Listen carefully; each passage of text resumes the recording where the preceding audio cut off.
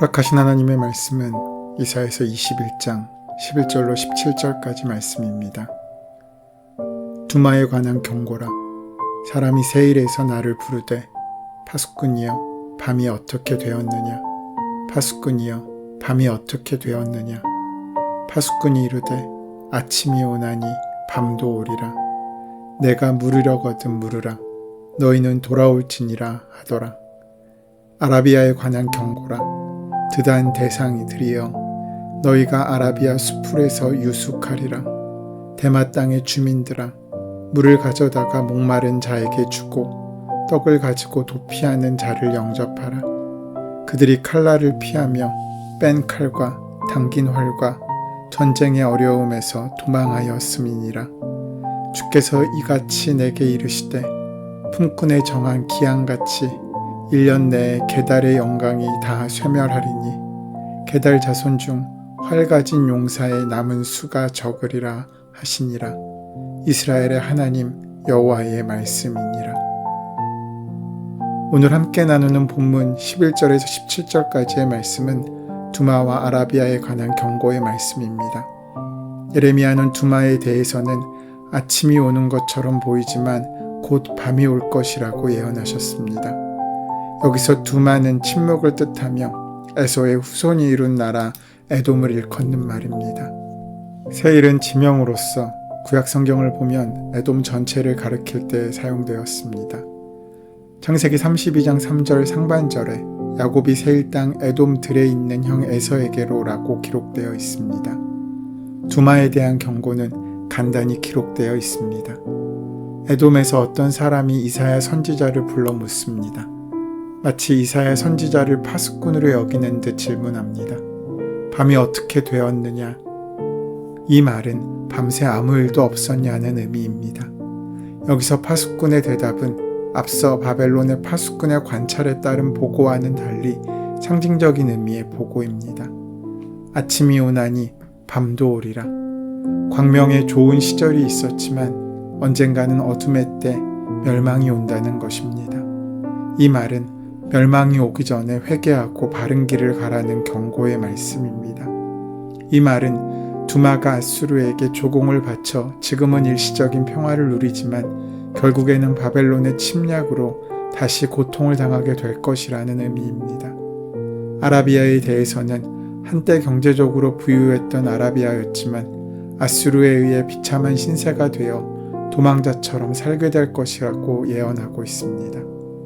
두마와 아라비아에 관한 경고의 말씀을 통해 깨닫는 교훈은 내일 어떻게 될지 우리는 아무도 모른다는 것입니다. 오늘 영원할 것 같은 평화를 누리고 있던 것 같지만 내일은 그 평화가 사라질 수도 있고 오늘 물질적으로 부유하여 풍족한 삶을 산다고 해도 내일 죽음이 찾아오면 그 재물이 아무런 의미를 갖지 않게 된다는 것입니다. 그러므로 인간은 내일을 사는 존재가 아니라 오늘을 사는 존재임을 우리는 기억해야 합니다. 나에게 주어진 오늘, 지금 이 순간이 가장 소중한 순간임을 기억하고 최선을 다해 살아가야 한다는 것입니다. 우리는 살면서 고난이 없으면 좋겠지만 고난이 있다고 해서 낙심하지 않을 수 있습니다. 그 이유는 고난이 있어야 성숙함도 얻게 되고 희생이 있어야 진리도 다가오기 때문입니다. 고난과 희생의 바탕 위에서 인생은 더욱 빛나는 인생이 됩니다. 고난을 잘 극복하며 고상함을 얻고 내상을 잘 극복하면 거룩한 내성을 얻습니다. 고난 중에 너무 낙심하지 마십시오. 중요한 것은 고난의 밤을 어떻게 잘 이겨내느냐 하는 것입니다. 잘 이겨낼 수 있다면 고난은 오히려 축복의 산실이 됩니다. 그렇다면 우리는 어떻게 고난의 밤을 이겨낼 수 있겠습니까? 오늘 본문에 나오는 에돔과 아라비아의 심판 예언을 통해 우리는 밤을 이기는 4가지 지혜를 교훈받습니다. 그것이 무엇입니까?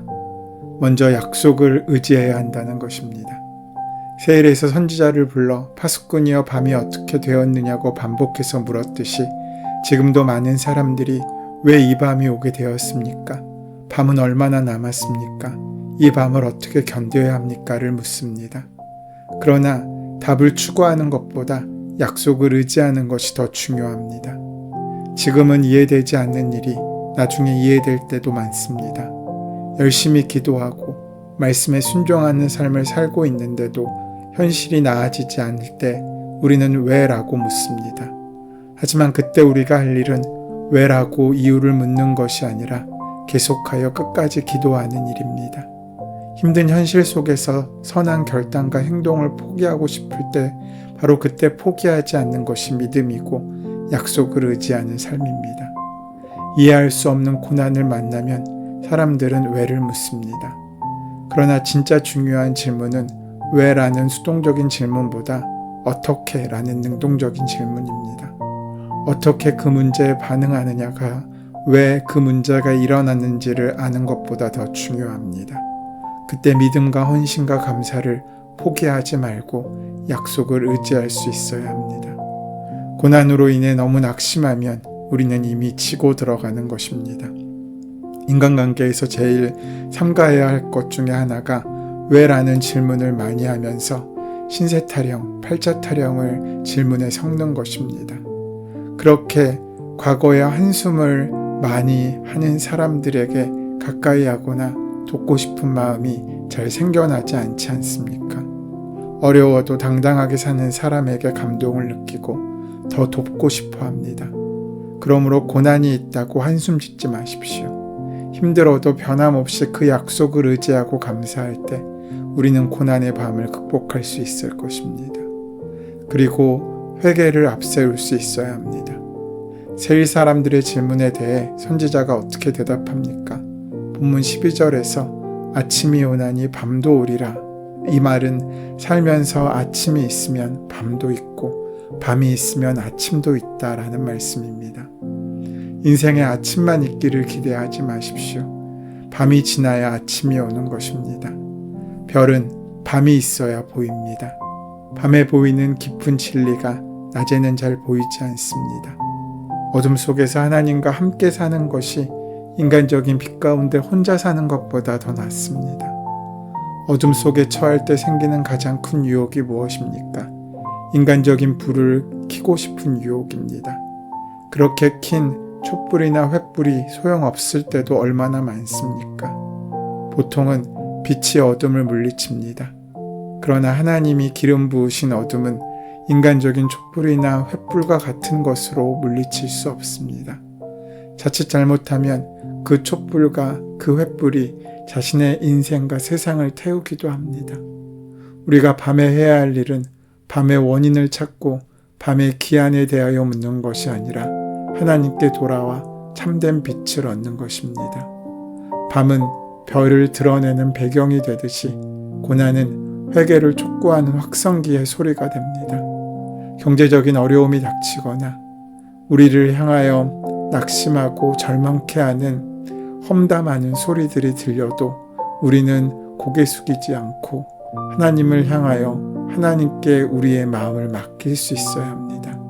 그때 그 소리는 우리를 조롱하는 소리를 넘어 우리의 회개를 촉구하는 소리로 만나지게 될 것입니다. 지금까지 교회는 세상을 향해 회개하라, 예수님을 믿어라고 소리쳤지만 지금은 세상이 교회를 향하여 회개하라, 예수를 믿으려면 바로 믿으라고 소리칩니다. 우리는 그 소리에도 귀를 기울일 수 있어야 합니다. 자신의 죄와 허물과 약함을 고백하는 회개는 하나님의 동행하심을 이끌어내는 최선의 수단이 되기 때문입니다. 그리고 사랑을 실천할 수 있어야 합니다. 본문 13절에 언급된 드단 대상은 아라비아 사막에서 지중해 연안까지 사막을 횡단하며 장사하는 상인들을 말합니다. 그들이 아라비아 수풀에서 유숙한다는 말은 전쟁으로 정상적인 활동이 불가능해진다는 뜻입니다. 데마 땅은 아라비아 북부 지역의 땅입니다. 그 땅 사람들에게 목마른 자에게 물을 주고 도피하는 자에게 떡을 주어 영접하라고 말씀한 것은 이웃사랑의 도전의 말씀입니다. 고난의 밤에는 자신보다 더 어려운 이웃에게 눈을 돌리고 그들에게 내가 할 수 있는 사랑을 베풀 수 있어야 합니다. 그러면 밤은 크게 단축됩니다. 작다고 모자라다고 나와 상관없는 사람일 수 없습니다. 우리는 한 손에 5 손가락, 총 10개의 손가락을 가진 존재입니다. 우리의 모든 문명은 그 손가락 사이에서 일어났습니다. 우리가 가진 손가락들은 크기가 각각 다르지만 자신들만의 특징을 잘 살려서 인간은 문화를 만들어냈습니다. 중요한 것은 그 손가락들이 조화를 이루며 협력하여 사용되는 일입니다. 구원받은 성도는 손가락들의 협력 정신을 앞서 실천하며 살아야 합니다. 남을 외면하고 자기만 사랑하는 것은 오히려 모두를 불행하게 만들지만 남을 살피면서 자기만큼 사랑하는 일은 모두를 행복하게 만듭니다. 나눔의 결핍은 마음의 결핍을 낳고 밤을 부정적인 밤으로 지속시키지만 나눔의 풍요로움은 마음의 풍요를 낳고 밤을 창조적인 밤으로 만들어 갑니다. 그러기에 우리는 하나님 앞에 더욱 겸손해져야 합니다.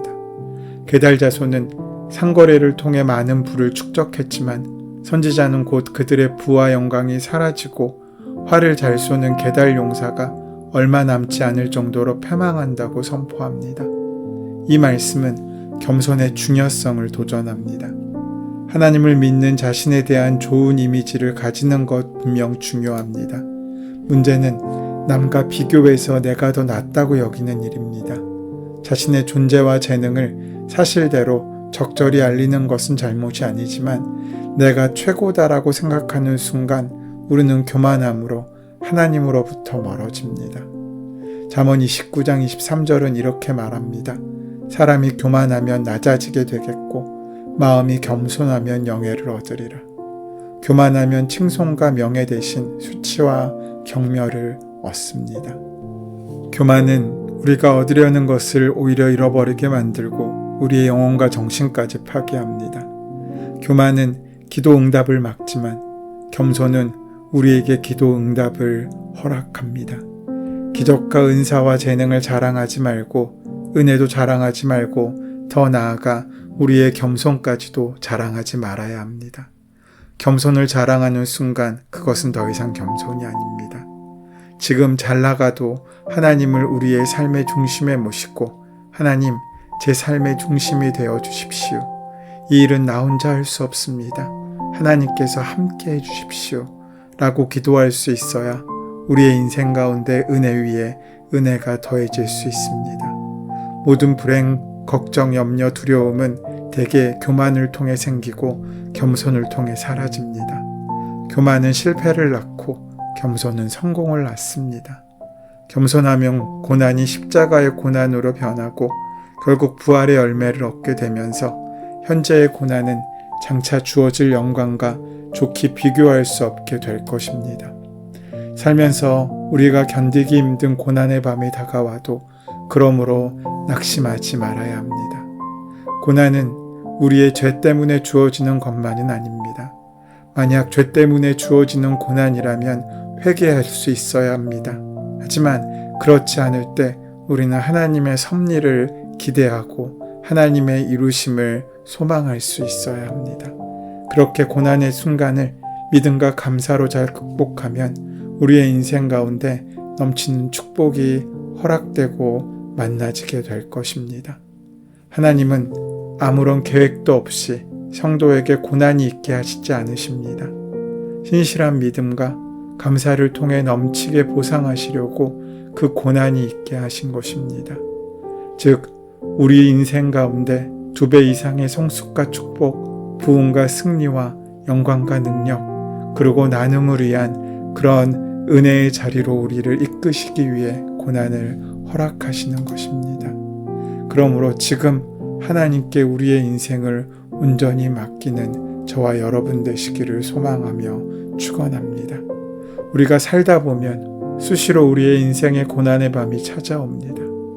하지만 그 밤이 하나님을 더욱 가깝게 만들어 줄 것을 믿으시기 바랍니다. 하나님께서는 어둠 속에서도 빛나시는 눈으로 우리를 보고 계실 것입니다.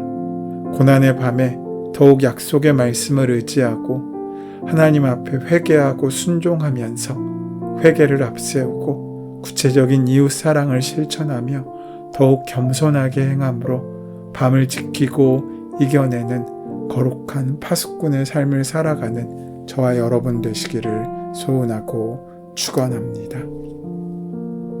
은혜의 주님, 한 치 앞도 보이지 않는 인생이기에 불안과 걱정 가운데 붙잡혀 있지만 하나님의 함께 하심을 믿고 의지함으로 오늘을 승리하고 오늘 하나님의 자유를 누리는 귀한 은혜의 삶을 살 수 있도록 인도하여 주시옵소서.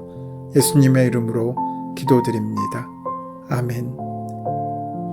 이제 오늘 이 아침 우리에게 허락하신 오늘 본문의 말씀이 지금 나에게 주고자 원하시는 하나님의 말씀으로 만나지기 위하여 본문의 말씀을 깊이 묵상하시고 함께 기도하는 시간 가지도록 하겠습니다. 함께 기도합니다.